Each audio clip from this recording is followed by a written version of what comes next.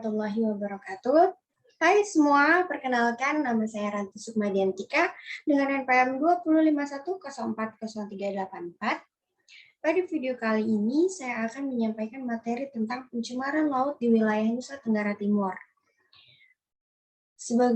Video kali ini dibuat untuk memenuhi tugas akhir semester pada mata kuliah Green Economy and Trade dengan dosen pengampu Bapak Alif Rahman Setianto.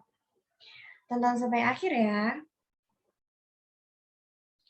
Laut Timur, wilayah Indonesia sebagai bagian timur yaitu Bali, Nusa Tenggara Barat, Nusa Tenggara Timur, Maluku Utara, Papua, merupakan bagian penting dari Indonesia dengan karakter geografis yang bercorak kepulauan dan hutan tropis yang sangat penting. Sayangnya, bentang alam di 5 wilayah ini tidak lepas dari ancaman kerusakan alam akibat ekspansi investasi skala besar yang dilegalkan oleh pemerintah. Pada saat yang sama, wilayah perairan di 5 wilayah ini juga terdampak pencemaran yang sangat parah akibat masifnya industri ekstraksi.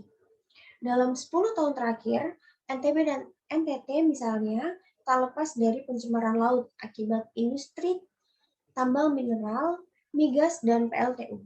Pencemaran di Teluk Bima yang baru saja terjadi menunjukkan pencemaran terus terjadi tanpa adanya penegakan hukum. B. Upaya pemerintah dalam menanggulangi kerusakan laut di wilayah NTT atau Nusa Tenggara Timur. Yakni diantaranya ada 2 hal. Yang pertama, kebijakan. Pemerintah sebagai pengatur kebijakan utama dalam sistem negara menjadi dasar penting dalam pelaksanaan pelestarian laut. Kebijakan yang dibuat harus bersifat berkelanjutan dan memperhatikan pelestarian ekosistem laut. Misalnya, penetapan kebijakan teknis dalam pengambilan ikan di laut dengan menggunakan alat bantu yang ramah lingkungan. Tujuan kebijakan pemerintah dalam konservasi laut adalah untuk menegakkan landasan hukum yang jelas dan tegak dalam upaya perlindungan laut sehingga kerusakan laut dapat dihindari. Yang kedua, dukungan penelitian, pendidikan dan pengembangan laut dengan menyediakan dukungan baik moral maupun material dalam pelaksanaan pendidikan, penelitian dan pengembangan wilayah laut. Kebijakan pemerintah dalam konservasi laut juga dapat berdasarkan pada hasil penelitian dan pengembangan yang ada, agar konservasi yang dilakukan sesuai dan tepat sasaran. Dukungan pemerintah dalam hal ini berguna untuk mengefektifkan upaya konservasi yang dilakukan. Yang ketiga, potensi industri di NTT. Nah, potensi industri di NTT ini ada 3, yakni 3 ini adalah potensi yang memiliki nilai besar, berpotensi besar dalam menghasilkan keuangan di NTT. Yang pertama, pengembangan garam untuk kebutuhan industri atau yang lazim disebut garam industri.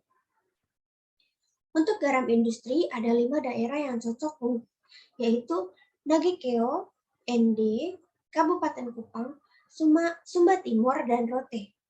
Yang kedua, pengembangan industri gula di 3 daerah seperti Sumba Barat Daya, Timur Tengah Selatan, dan Rote.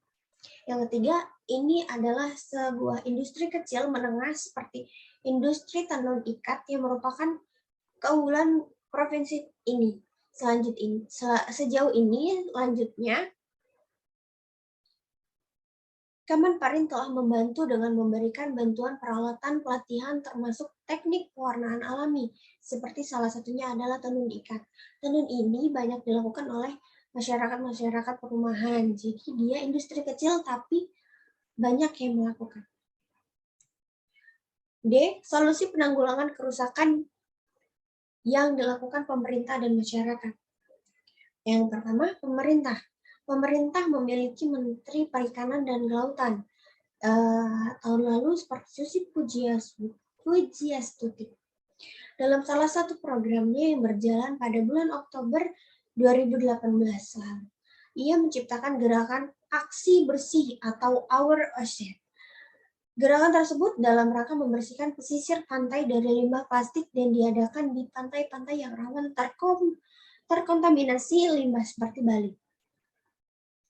Yang kedua dapat dilakukan oleh masyarakat, yakni reboisasi laut dengan menanam pohon mangrove yang berfungsi sebagai penahan agar tidak terjadinya abrasi dan juga sebagai tempat berkembang biaknya ikan-ikan dan biota laut.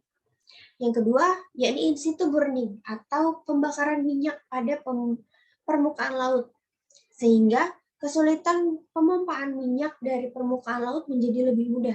Yang ketiga, bioremediasi, yaitu proses pendaur ulangan seluruh material organik. Yang keempat, washing oil, atau yang bisa diartikan dengan membersihkan laut dari minyak-minyak yang tumpah.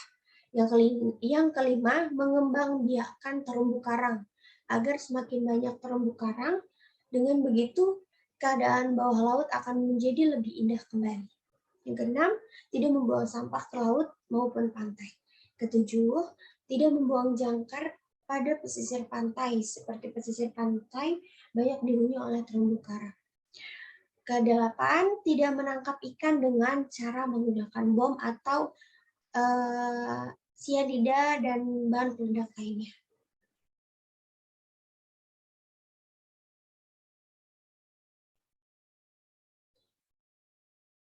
Sekian presentasi dari saya, semoga materi yang telah saya sampaikan bermanfaat. Maaf bila terdapat beberapa kesalahan, kepada Tuhan saya mohon. Bila itu walhidayah.